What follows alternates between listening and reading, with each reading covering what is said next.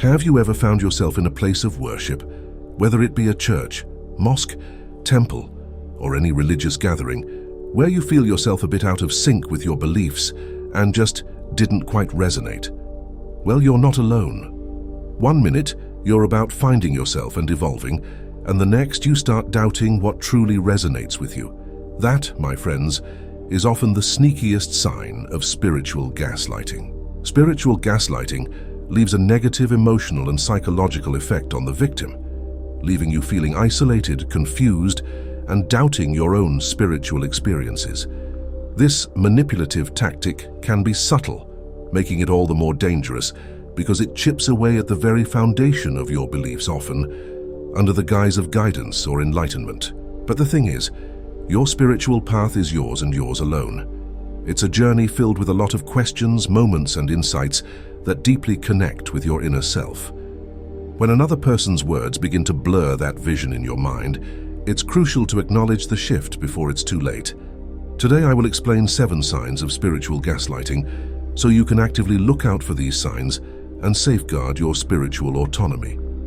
Your spiritual path should be a source of strength and not doubt. But first things first, what is the exact definition of spiritual gaslighting? It's a form of emotional manipulation where a person's spiritual beliefs and experiences are questioned, invalidated, or mocked, leading to confusion and self-doubt. Unlike traditional gaslighting, which can happen in various relationships, spiritual gaslighting specifically targets your spiritual or religious beliefs. Now let's jump into the signs. Sign number 1. Distort spiritual teachings to justify their agenda. Imagine sitting through a sermon or teaching, only to hear interpretations of spiritual texts that seem to justify questionable behaviors or beliefs. It's like the core messages of compassion, love, morals, and integrity, which once resonated with you, are suddenly bent to fit someone else's agenda. This distortion can leave you confused, making you question the core of your convictions. It's a powerful form of spiritual manipulation where what is sacred is altered, causing you to doubt your understanding and the teachings that once brought you peace. Number 2, manipulating your emotions to control your spiritual choices. Have you ever found yourself agreeing to a spiritual practice or belief, not because it spoke to your soul, but due to the fear of what might happen if you resisted? Maybe you felt guilty for questioning their beliefs or obligated to participate in rituals that felt foreign to your spirit. This exploitation of your emotions is a hallmark of spiritual gaslighting. It transforms your sacred journey into a mere act governed by fear and remorse, sidelining the authentic pursuit of understanding and faith. This strategy preys on vulnerability, positioning fear and guilt as the gatekeepers of your spiritual path. It obscures the significance of exploring and embodying your beliefs freely. Number 3, demands unquestioning compliance with their interpretations. Will it sit right with you if questioning or discussing the interpretation of spiritual teachings was seen as defiance? Where the only expectation was for you to nod along and accept without a hint of doubt. This demand for blind compliance strips away the essence of spiritual growth. The nature of spirituality is exploration, growth, and personal development. But in this case, your spiritual journey becomes about following a preset path, dictated by someone else, not about discovering or enlightening yourself. Number 4, uses fear of spiritual consequences to control you. Imagine constantly being reminded that every step you take in a direction other than the given path they choose for you could have severe spiritual consequences. Whether it be the fear of karmic debt piling up or the threat of eternal punishment in the afterlife, this tactic plays on deep-seated fears, effectively shackling your spiritual exploration to someone else's path.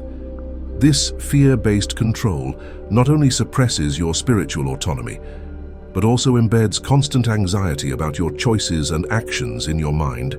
They leverage the deepest characteristics of spirituality for manipulation and control. Number 5, publicly shames you to maintain control. Imagine confiding your spiritual doubts or struggles to someone you thought was a mentor, only to have those confessions exposed to the entire community. This betrayal not only humiliates you, but also serves a darker purpose. It binds you tighter to the person or group that shamed you, as they position themselves as your only path to redemption. This tactic of public shaming is very powerful. It leverages the fear of social isolation and judgment, making you more dependent on the source of your discomfort for acceptance and guidance. The person who broke your trust makes it your fault and refuses that they did anything wrong, let alone take responsibility. Number 6.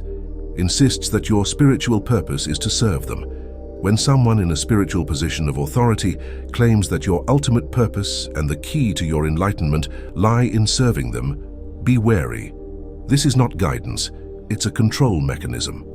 True spiritual leaders inspire growth and self-discovery, not servitude.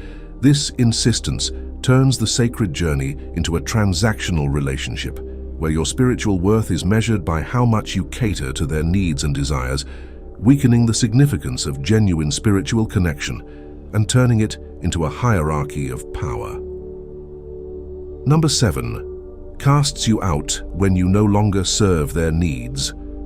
The moment you question their teachings or refuse to comply with their demands, you find yourself on the outside.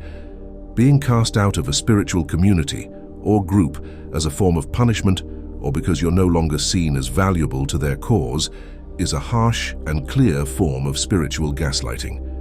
It can be a good thing that you got out of a toxic and manipulative environment, but you have to make your resolve better and stronger so as not to return to that environment for your own sake. You have to remember that you had been discarded like a used tool, not because you've lost your way on your spiritual journey, but because you've ceased to be useful to them. Their support and guidance were conditional, based on your compliance and utility, rather than genuine concern for your spiritual well-being.